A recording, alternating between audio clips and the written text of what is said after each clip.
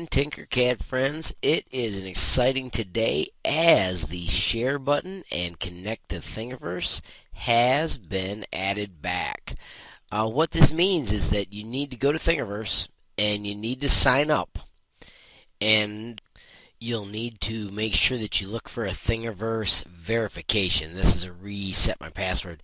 But the reason I warn you about this is because mine always come to spam on our school account. So you'll have to click more and go to spam to get at it. But you've got to verify this, and then it'll take 1 day of you being on Thingiverse before you can actually add things. What makes this super awesome though is you can build your things. So I'm going to do my keychain, which I do so much. Because of the new beta, you can just click on the edges and type the numbers, which is easier so you don't have to guess. When I make keychains for people, I demand that they are 70 by 25. And then I also want them to be 2 millimeters high. This is nice because it prints efficiently on the printer, so we can get them printed out nice and quick. We want to put a hole for the tag. We want that hole to be 5 on each side, so you just click and do 5 and 5. It doesn't matter if you keep the height so high, but it could get in the way later, so I'm going to just shrink it to 3. That way I can tell it's easy to see that it's puffed out. I'm going to use the Neat Align tool, and I'm going to align it to the center and to the left edge.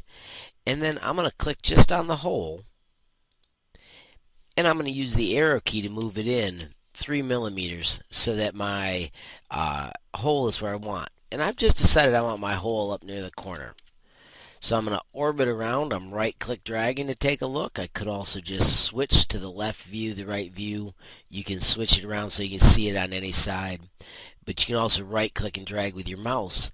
And then what's so amazing is when you take a solid piece and a hole and you group them, Tinkercad neatly cuts them out. The next thing I want you to do is add words on your screen. We're going to cut our words out, so we want them to connect to the normal work plane. And shrink your words in. Just make sure that they fit.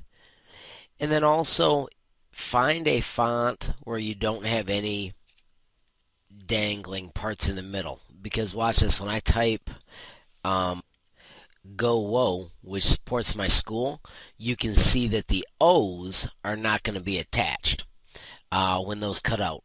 And I'll show you what that looks like in just a second. I'm going to shrink this down to 3 millimeters too, so it's not blocking the view. I'm going to turn my Go Whoa into a hole, and I'm going to connect that nice and simply by grouping them. And you can see it cuts out Go Whoa. And if you look closely, it's real easy to see that that nifty O is not connected with its center.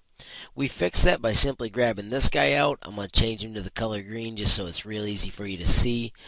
I want him, or my connector, to be almost invisible, so I'm going to make it 1 millimeter thick. I'm going to make it 1 millimeter high, so it's less high than the whole design. And then I'm going to just use the arrow keys to place that in the center of that O.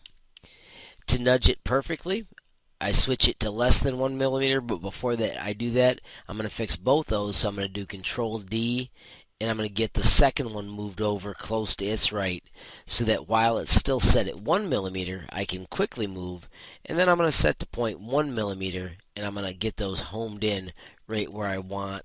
So I can see it even better, I'm going to switch to the top view. There I can see that that one's pretty darn good. I'm going to grab the whole chunk and group it. Wait patiently for it to show up. Notice it's all still flat. That piece is sunk in. I'm going to click on the green one now. I'm going to go back to top view. And this is kind of cool. If you hold shift and drag, it lets you get right over it so that you can really get a good look of if you've got it in the right spot. I'm going to roll the scroll wheel in. See how I did not make that little peg long enough initially? Now I can make sure it does fit. I'm going to go one more click this way. And that's pretty darn close to perfect. Select the whole thing and group it. And my cool keychain is now in one piece, and I can orbit around and get a look at it. And I can even click on it and make it our school colors, which are black and white. So when you've got a cool keychain, you need the STL file for me to print it. And a way to get that to me is by putting it on Thingiverse by hitting share and connect to Thingiverse. It has been transferred to Thingiverse, so now if I go to Thingiverse, which I'm going to do by just hitting C model on Thingiverse, here it shows that it is me. I need to make my profile much cooler. Even click on it and make it our school colors, which are black and white. So when you've got a cool keychain, you need the STL file for me to print it, and a way to get that to me is by putting it on Thingiverse by hitting share and connect to Thingiverse. It has been transferred to Thingiverse, so now if I go to Thingiverse, which I'm going to do by just hitting C model on Thingiverse, here it shows that it is me. I need to make my profile much cooler. And you can see there I have been taken to Thingiverse.